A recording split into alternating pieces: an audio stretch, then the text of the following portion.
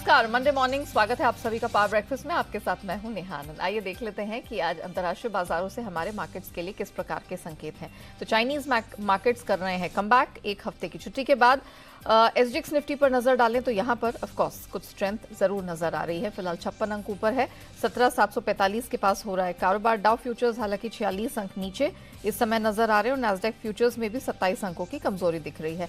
Japanese market निके 40 अंक ऊपर है। बाकी मार्केट्स भी एक छोटे से दायरे में ही ट्रेड करते हुए नजर आ रहे हैं। कमोडिटी मार्केट्स की अगर बात करें तो यहां पर हम देख रहे हैं थोड़ा सा मिला जुला सा रुझान है, लेकिन ना ज्यादा कमजोरी है और ना ज्यादा मजबूती। ब्रेंट अपने आप को $87 के आसपास टिकाए हुए है। बीते हफ्ते क्या कुछ हुआ अंतर्राष्ट्रीय बाजारों में, ये हफ्ता किस लिहाज से है महत्वपूर्ण, कौन से ट्रिगर्स पर रखनी है नजर, पूरी डिटेल लेकर मेरे सहयोगी दीपांशु इस वक्त मेरे साथ स्टूडियो में जुड़ चुके हैं। दीप, मॉर्निंग। हमारे लिए तो बहुत इंपॉर्टेंट वीक है, लेकिन इंटरनेशनल मार्केट्स में क्या कुछ हुआ है और क्या होने वाला है? उतना ही इंपॉर्टेंट हफ्ता ग्लोबल मार्केट्स के लिए भी है जितना हमारी मार्केट्स के लिए। ऑफ कोर्स बजट पर सबकी नजर है, वेडनेसडे को आने वाला है, बट इसके साथ साथ वेडनेसडे को यूएस फेड की पॉलिसी भी आने वाली है। तो उसका आपके लिए एक रिएक्शन होगा एक हफ्ते के बाद, जैसे आप बता रही थी आज चीन के बाद है, उस पर भी सबकी नजर है। विश्व के 4 में से 3 बड़े सेंट्रल बैंक्स की पॉलिसी है, तो यूएस फेड के साथ साथ यूरोपियन सेंट्रल बैंक और बैंक ऑफ इंग्लैंड की भी पॉलिसी आने वाली है। अमेरिका के 4 में से 3 दिग्गज आईटी कंपनीज के भी आपके लिए नतीजे आने वाले हैं। अल्फाबेट, मेटा और एप्पल के नतीजे आएंगे। इसके साथ ही अमेजॉन के भी नतीजे आने वाले हैं, तो उस लिहाज से भी बहुत ही इंपॉर्टेंट हफ्ता है आपके लिए। और मैकडॉनल्ड्स, जनरल मोटर्स जैसे कंपनीज के भी नतीजे आएंगे। यूएस का जॉब्स डेटा आने वाला है, हालांकि फेड पॉलिसी के बाद आएगा ये डेटा, बट देखते हैं कैसा रिएक्शन उस पर मिलेगा। और ओपेक की भी बैठक होने वाली है वहाँ, हालांकि वहाँ पर कोई बदलाव पॉलिसी में अभी तक तो अनुमान नहीं लगाया जा रहा है। तो बहुत ही ज़्यादा एक्शन पैक्ड हफ्ता है। महीने की शुरुआत भी होगी तो काफ़ी सारे और डेटा भी आते हैं, तो उस पर भी सबकी नज़र रहने वाली है। तो बाजार के लिए तो बहुत ही अहम हफ्ता रहा है। हमारे बाजार ऑफ कोर्स थोड़ी परेशानी में दिखे हैं पिछले हफ्ते, बट जहां तक अमेरिकी बाजारों का सवाल है या बाकी ग्लोबल मार्केट्स का सवाल है, वहां तो ऐसी कोई परेशानी नहीं है और लगातार एक्शन में रही हैं। शुक्रवार को फिर से हमने अमेरिकी बाजारों में तेजी देखी है। लगातार छठे दिन डाउ की पॉजिटिव क्लोजिंग रही है। हालांकि 30 अंक की हल्की बढ़ती थी और टुवर्ड्स एंड ऑफ ट्रेड अगर आप देखें तो ऊंचाई से करीब 200 अंक फिसल कर डाउ बंद हुआ, बट नॉनदलेस एक पॉजिटिव क्लोजिंग आपने डाउ में एक बार फिर से देखी है। 6 दिनों की तेजी वहां पर बरकरार है। लगातार 4-5 दिनों से नैस्डैक आपको पॉजिटिव क्लोजिंग दे रहा है और शुक्रवार को फिर से आईटी की ही लीडरशिप दिखी, जिसकी वजह से नैस्डैक 1% ऊपर था।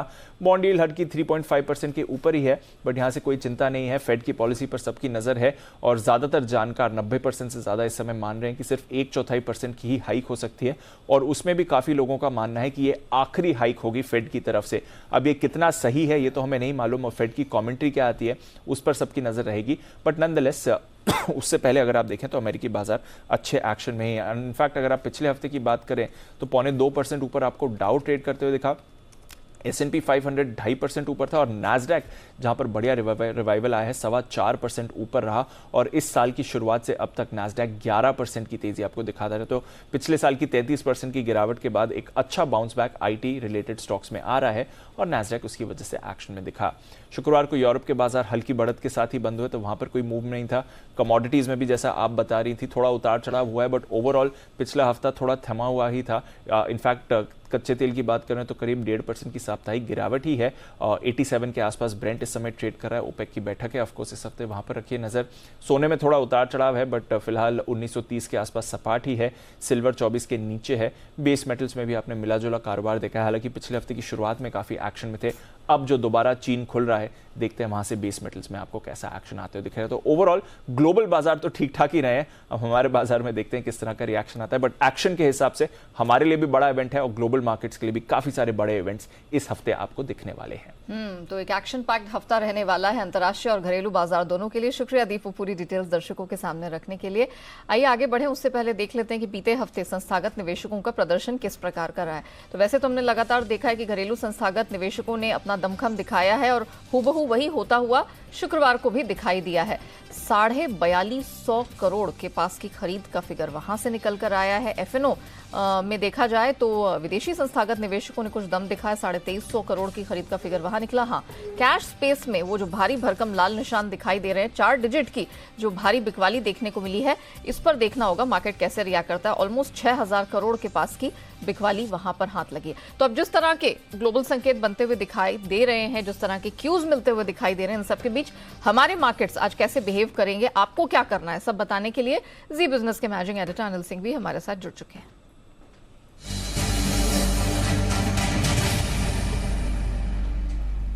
सर मॉर्निंग, बीता हफ्ता तो हमारे लिए बहुत ट्रिकी साबित हुआ। क्या उम्मीद की जाए सर, जिस तरह का एक्शन पैक्ड वीक है, कुछ उम्मीद है आज, क्या किया जाए? Good morning Neha. देखिए, पिछले 2 ट्रेडिंग सेशन भारतीय बाजारों के बड़े मुश्किल भरे रहे हैं। बुधवार का जो मंथली एक्सपायरी थी और शुक्रवार को जब नई सीरीज की शुरुआत की, और उसमें सारा का सारा एक्शन जो वो था वो अदानी ग्रुप के शेयरों के आसपास था। अब आज वापस से बात वही है कि ग्लोबल संकटों की कोई खास अहमियत है नहीं। बजट सामने है, लेकिन हम बजट की कोई बात कर नहीं रहे, क्योंकि अल्टीमेटली बाजार का मूड माहौल इस बात पर डिपेंड करेगा कि अदानी ग्रुप के शेयर आज किस तरह का प्रदर्शन करते हैं। 2 दिनों तक तेज गिरावट दिखाने के बाद अगर आज कुछ संभलते हैं तो वो बाजार का मूड ठीक करने का काम करेगा, और अगर अदानी ग्रुप के शेयरों में फिर से गिरावट देखने को मिलती है तो वो कमजोरी का रुझान दिखा सकती है बात पूरे बाजार के लिए भी। वैसे वीकेंड पर जो कुछ भी संकेत आ रहे हैं और जो कुछ भी स्टेटमेंट आ रहे हैं उसको देखते हुए इंटरेस्टिंग होगा, क्योंकि अदानी ग्रुप साफ कह रहा है कि हम न तो प्राइस बैंड घटाने वाले हैं अदानी एंटरप्राइजेस का, और नहीं इसे डेफर करने वाले हैं। तो आज उनके शेयरों के लिहाज से बाजार का मूड तय करेगा। जहाँ तक लेवल्स का सवाल है, निफ्टी में इंपॉर्टेंट सपोर्ट लेवल जो आपके लिए निकल कर आता है 17,350 से लेकर 17,425, ये पहली सपोर्ट रेंज है निफ्टी के लिए। इसके नीचे गए तो फिर थोड़ी रिस्क और खुलती हुई नजर आएगी। बैंक और ऊपर की तरफ का जहाँ तक सवाल है 17,750, 17,850, ये आपके लिए अब रुकावट की जगह बनेगी, जहाँ पर आपने बार बार सपोर्ट लिया और वहां से आप नीचे आए नहीं, तो अब वही लेवल आपके लिए रुकावट का काम करेगा। बैंक निफ्टी का जहाँ तक सवाल है 40,300 के आसपास हम बंद हुए हैं। 39,825, 39,950 ये अगला सपोर्ट है, बड़ा वाला सपोर्ट, जहाँ पर जाने की कोशिश बैंक निफ्टी की हो सकती है। ऊपरी स्तरों पर एक बार 40,775 से 40,900 तक का अटेम्प्ट कर सकता है, और वहां से देखेंगे और कितनी ताकत बनती है, कितनी शॉर्ट कवरिंग बनती है। तो वैसे एक अच्छी बात आज के लिए बाजार में जो है वो ये कि बाजार बेहद हल्के हैं, ओवरसोल्ड भी हैं, काफी पोजीशंस कम है, पुट-कॉल रेशियो काफी नीचे है। तो अगर कोई अच्छी खबर आ जाए या मूवमेंट थोड़ा सा बेहतर हो तो शॉर्ट कवरिंग का पूरा मामला भी बनता है। दूसरी बात ये भी कि सामने बजट भी है, और बजट से ठीक पहले आप बहुत ज्यादा पोजीशन लॉन्ग साइड पे या शॉर्ट साइड पे दोनों नहीं रखना चाहेंगे। तो अगर कोई बढ़िया ट्रिगर मिले तो शॉर्ट कवरिंग का भी एक बढ़िया मौका बन सकता है। लेकिन एक बात तय है, बाजार थोड़े वोलेटाइल रह सकते हैं खबरों के दम पर। आगे पूरे दिन भर में किस तरह की खबरें आती, तो आज बेहद सावधानी के साथ, स्ट्रिक्ट स्टॉप लॉस के साथ, छोटी क्वांटिटी में ही ट्रेड करना चाहिए। Point taken sir, thank you so much हमारे दर्शकों को एग्जैक्टली बताने के लिए कि आज उन्हें क्या सतर्कता बरतनी है। तो क्लियरली आज बहुत ज्यादा अग्रेसिव प्ले का दिन नहीं है, बहुत एडवेंचरस होने का दिन नहीं है। छोटा ट्रेड लेकर चले, सतर्कता बरतें और स्टॉप लॉस को बिल्कुल भी यहां पर इग्नोर ना करें। लेवल्स रिपीट कर देती हूं, 17,350 से 425 सपोर्ट रेंज है। ऊपर रुकावट वाली जो बैंड है वो 17,750 से 850 निफ्टी के लिए बनती दिख रही है। बैंक निफ्टी सिमिलरली 39,825, 950 ये सपोर्ट रेंज का काम करेगी, और ऊपर जो वॉल बनती हुई दिखाई दे रही है या जो रुकावट चैलेंज है वो 40,775 से 900 के पास बैंक निफ्टी में बनता दिख रहा है। आइए अब जान लेते हैं कि खबरों के दम पर किन स्टॉक सेक्टर्स में दिखेगा एक्शन। दिसंबर तिमाही के नंबर्स की पूरी एनालिसिस लेकर अरमान हमारे साथ जुड़ चुके हैं। अरमान मॉर्निंग, पहले तो बताइए वीकेंड पे किन किन कंपनीज के नंबर्स आए हैं और रहे कैसे हैं? बिल्कुल, नतीजों में आपको सबसे पहले बजाज फाइनेंस के जो नतीजे आते हुए दिखेंगे वो आपको जो हमारा अनुमान था उसके मुताबिक नतीजे आते हुए दिखे हैं। एनआईएस आपको 25% बढ़े हुए दिखेंगे, मुनाफे में भी लगभग 40% का उछाल है, और जीएनपीएस भी थोड़े से कट के आए हैं, क्योंकि अगर आप देखेंगे 1.17% से गिरकर 1.14% के आसपास जो है आते हुए दिखे हैं। एनटीपीसी के नतीजे आए लगभग 37% के आसपास बढ़कर आई है। मार्जिन्स में आपको कटौती दिखेगी, 32% से गिरकर 28% पर आते हुए दिखे हैं, और मुनाफा लगभग 5% के आसपास जो है वहां पर बढ़ के आता हुआ दिखा है। वेदांता जो हमारा अनुमान था उससे बेहतर नतीजे आते हुए दिखे हैं। आय में भी आपको अच्छी खासी बढ़ोतरी दिखेगी। अगर आप कामकाजी मुनाफे की बात करें तो वहाँ पे 34% की आपको कटौती है, और मार्जिन्स में आपको बड़ी गिरावट दिखेगी, 32% से गिरकर 21% के आसपास जो है वहाँ पर मार्जिन्स जो है वो आते हुए दिखे हैं। बीईएल आय लगभग 12% के आसपास बढ़ी है, मार्जिन्स लगभग 1% जो है गिरकर आए हैं, 22% से गिरकर 21% पर आते हुए दिखे हैं। हालांकि मुनाफा देखेंगे वहाँ पे आपको 2.5% का उछाल दिखेगा। डीसीबी बैंक की बात करें, बढ़िया नतीजे दिख रहे हैं। एनआईएस लगभग आपको 29% के आसपास बढ़ के आते हुए दिख रहे हैं, और आपको जीएनपीएस देखें वहाँ पर भी अच्छी खासी कटौती है, 4.8% से गिरकर 3.6% के आसपास आते हुए दिखे हैं। गुजरात अंबुजा एक्सपोर्ट्स कमज़ोर नतीजे दिख रहे हैं। आय लगभग 9% के आसपास गिरकर आई है।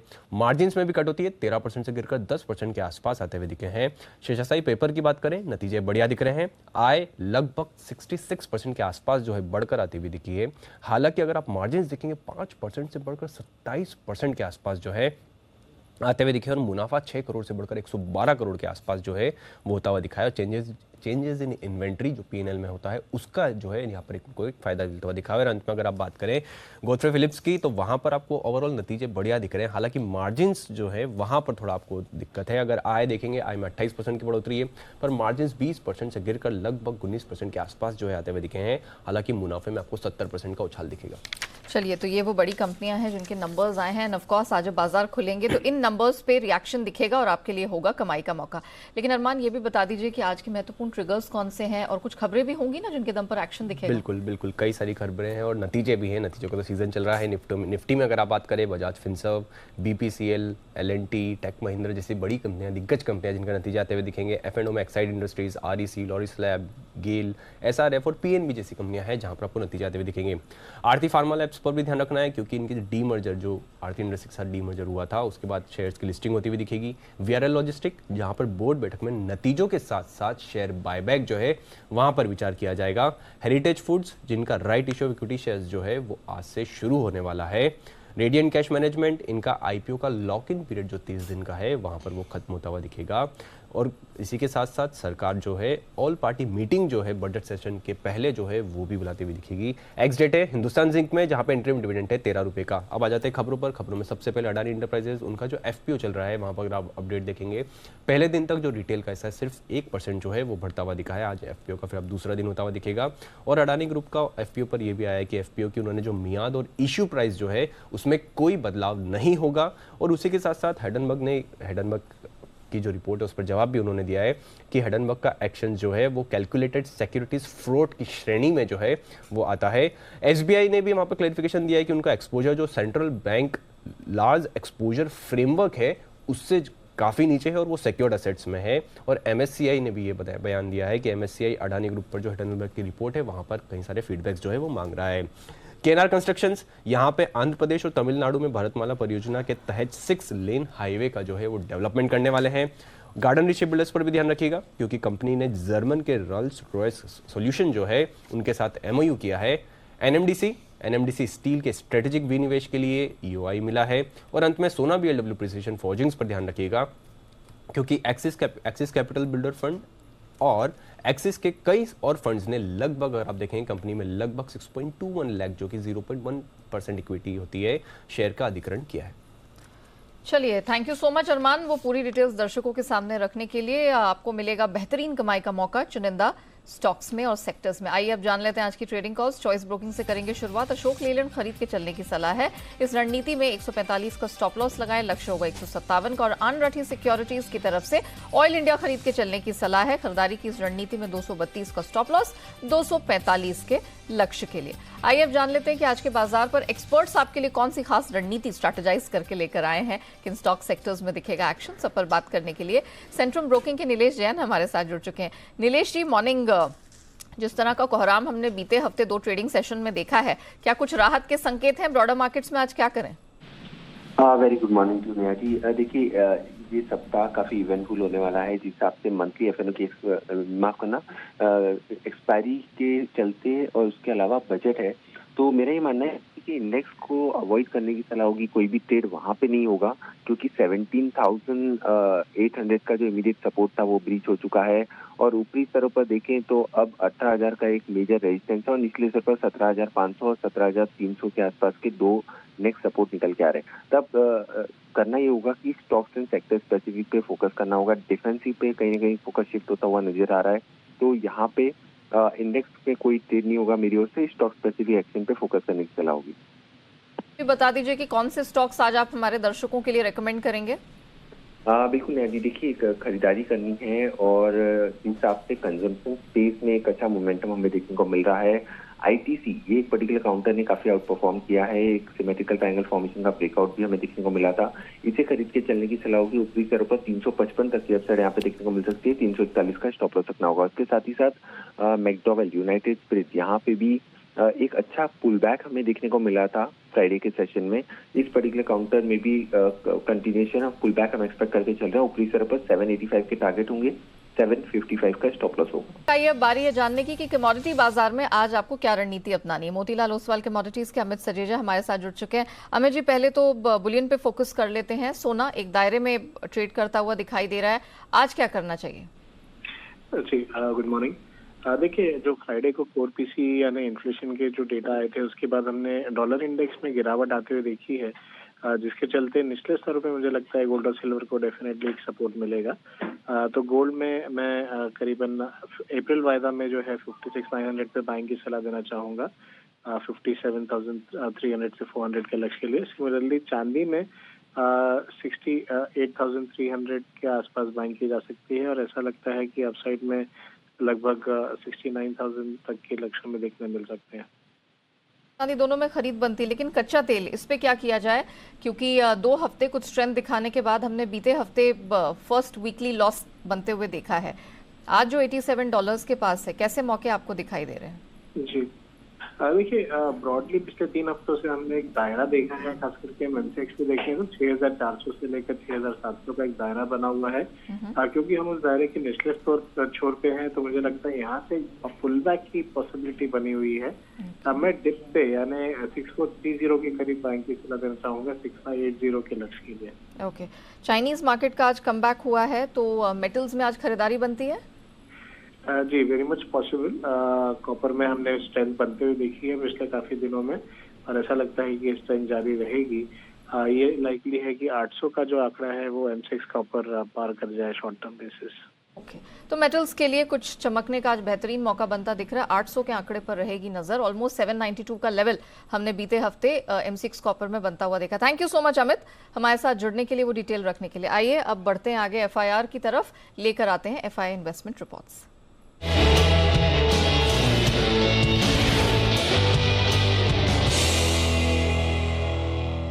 तो फॉरेन ब्रोकरेजेस की कहाँ है नजर, कहाँ है कमाई के मौके, पूरी डिटेल्स लेकर आशीष हमारे साथ जुड़ चुके हैं। आशीष, मॉर्निंग, बताइए। Good morning Neha. देखिए, दिग्गज नतीजों के साथ शुरुआत करते हैं। तो बजाज फाइनेंस यहाँ पर नजर रखनी है, क्योंकि CLSA की तरफ से रिपोर्ट आई है। रिपोर्ट पे कर दिया गया है अपग्रेड। पहले बिकवाली किराया दिया करते थे, अब रिड्यूस की रेटिंग दे रहे हैं और टारगेट दिया है 6,000 रुपये का। तो यहाँ पर रखना है फोकस। साथ में अगर आप देखें तो JP मॉर्गन की तरफ से भी रिपोर्ट है, जहाँ पर ओवरवेट की रेटिंग को बरकरार रखा गया है। 9,000 रुपये के लक्ष्य के लिए जेफरीज खरीदारी किराया दे रहे हैं, 7,280 रुपये का लक्ष्य दिया और HSBC ने रिड्यूस की रेटिंग दी है 5,460 रुपये के लक्ष्य के लिए।